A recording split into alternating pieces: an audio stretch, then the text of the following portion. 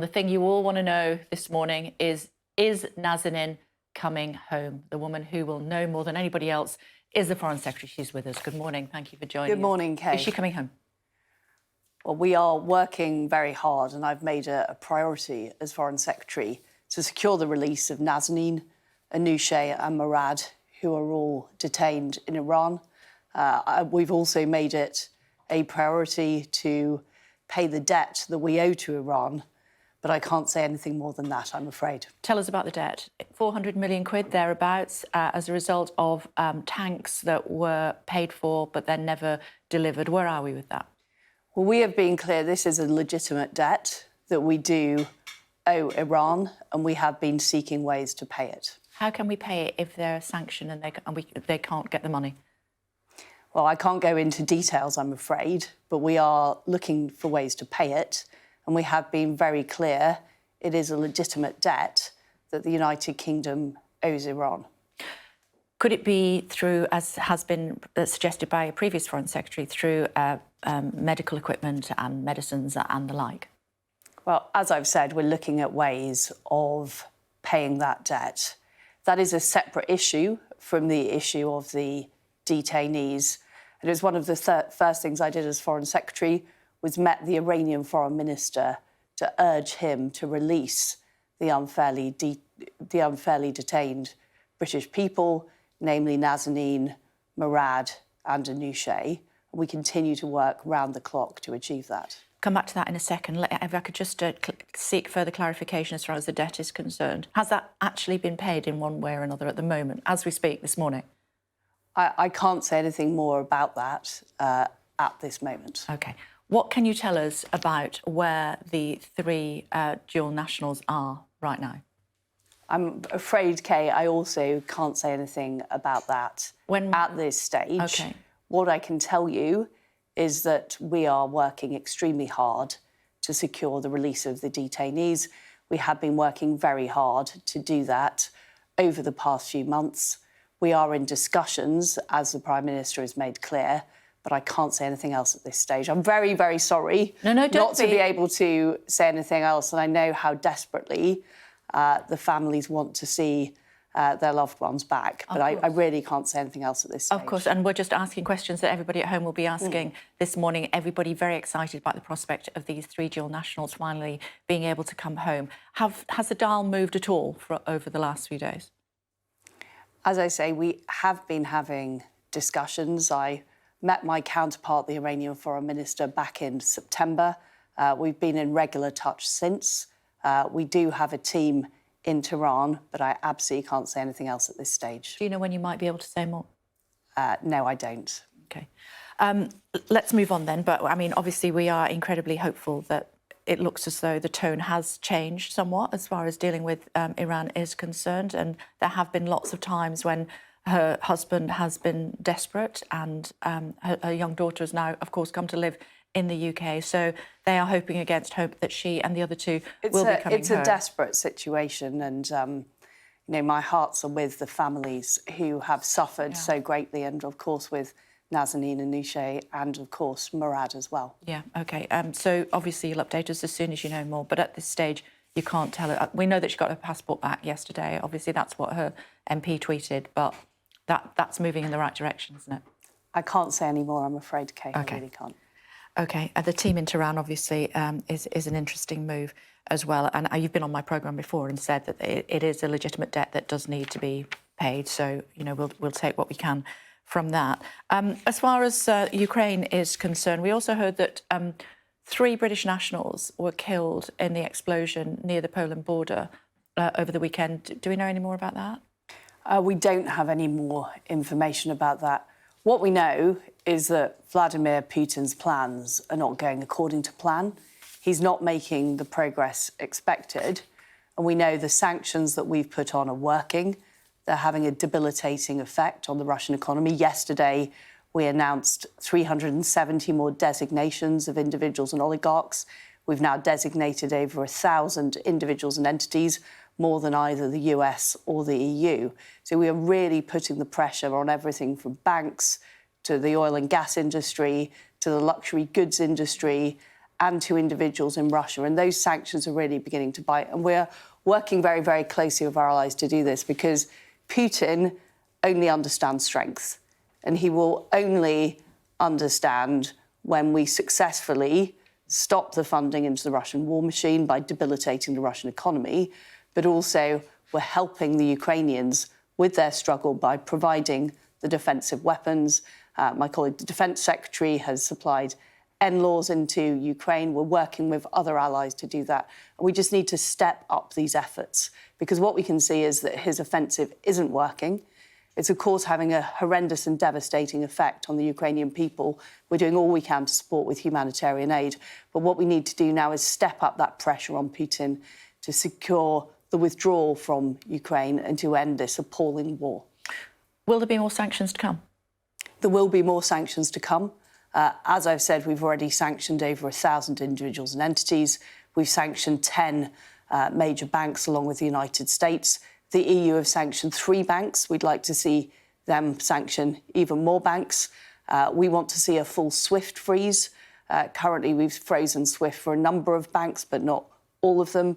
And we want to see a complete elimination of dependency on Russian oil and gas. The UK we have said that by the end of this year, we will stop all oil imports from Russia. But many European countries are very dependent on oil and gas. We want to help them reduce oil and gas dependency so that Russia has nowhere to fund this appalling war machine. What would more sanctions look like? Well, more sanctions on individuals.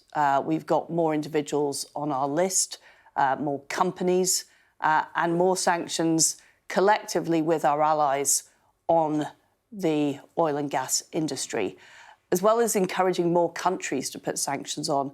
So 141 countries voted against Russia at the UN General Assembly. We want to see them follow suit. We've seen countries like South Korea and Japan put sanctions on, but we'd like to see all 141 put sanctions on Russia, so they're completely isolated in the international community. How do we stop these oligarchs running away, though, like Abramovich seems to have done? OK, we've got some of his, some would say, ill-gotten gains staying here in the UK, but, he managed to flee the country pretty quickly.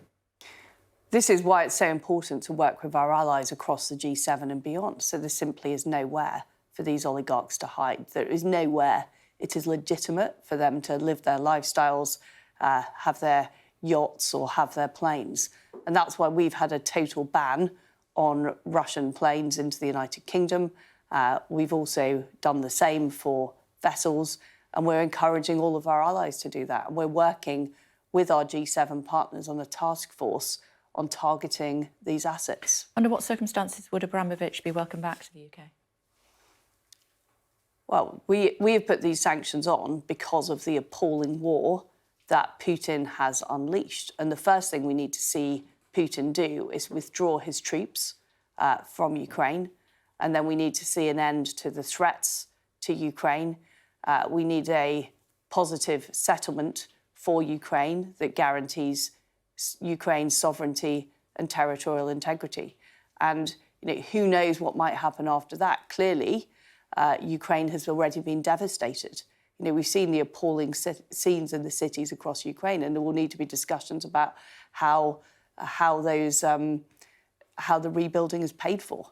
I'm not going to speculate on exactly what will happen in the future, but we need to see those who contributed to this appalling war suffer the consequences, as I'm afraid to say, the people of Ukraine have suffered the consequences. So just to go back, Abramovich would be welcome back into the UK once the war in Ukraine has ended? I haven't said that. No, I'm asking you a question. No, I haven't said that, because I'm saying that even if the war was to end, and I fear we are not near the end at this stage, huge devastation has been caused, lives have been lost as a result of this war, and there will need to be a reckoning with all the people who supported Putin. Including Abramovich and the like. Including Abramovich. And the oligarch cash, etc., that has been seized, that you think could potentially be used to pay for the rebuilding of Ukraine? We're not ruling anything out at this stage. As far as Ukraine and the President is concerned, he spoke, of course, to Parliament, didn't he, at, I think it was the end of last week. He was very well received. when he did that. What more support can we offer the people of Ukraine at the moment? Of course, we're, the great British public are opening their doors and their homes to those that can arrive, and 100,000 people have offered their properties, a room in their properties so far. But what else can the British government do to support the Ukrainian people? Well, the two things the Ukrainian government want most is us to put more sanctions on Russia and for us to support with more defensive weapons into Ukraine. And we are stepping up on both of those. We're now leading in terms of the number of sanctions we've put on Russian oligarchs and individuals, but we're also way ahead in terms of our sanctions on banks. We want to encourage people to do more, and we also want to reduce European dependence on oil and gas. And the second thing they want is defensive weapons, and we've supplied NLAWs. We're now looking at the Starstreak air defence missiles. The third thing we are doing is supplying humanitarian aid. We're the second biggest humanitarian donor to Ukraine after the United States. We're supplying electricity generators. We're flying children out for hospital treatment in the United Kingdom. We're supplying food. We're supplying medicines. And we continue to do that working with the neighbouring countries, particularly Poland, who are facing, of course, a major flee of refugees into Poland. So we are working really hard at the front line. It's obviously difficult to get into some of those besieged cities. We're working with the international agencies who are doing that, but we're doing all we can to supply the humanitarian aid. And British people have been incredibly generous. The DEC appeals already raised 130 million, which is way ahead of, I think, many other appeals. We're almost out of time, but I just want to ask you about Saudi Arabia, which, of course, is where the Prime Minister is at the moment. As a woman, I find it very difficult to comprehend the way that women are treated in a country like Saudi. You have to do business with them. How do you go about that? Do you have to hold your nose? I do not agree with all of the policies of the Saudi government. Of course I do not. But the reality is that we are facing an aggressor in Vladimir Putin, who is wantonly destroying a neighbouring sovereign nation. And we do need to work with countries across the world to find alternative sources of oil and gas. And Russia is a threat, not just to regional security, but to global security. Yeah, but even if they're chopped so heads off. we have to work with all of our allies around the world, including Saudi Arabia, to find alternative sources. Saudi Arabia is not a global security threat in the way that Russia is, and we have to work with them. We have to work with. Terrible. It's disgusting. I am not condoning the policies of Saudi Arabia. What I'm saying is we are in an existential threat about European security and global security, and we need to find alternative sources of oil and gas so we are no longer dependent on Vladimir Putin and his appalling regime. I have to let you go. It'd be great to talk to you for longer, but we must leave it there for now. Thank you very much. Hopefully next time you come, we'll be celebrating the fact that 3 dual nationals are back home. Thank you very much.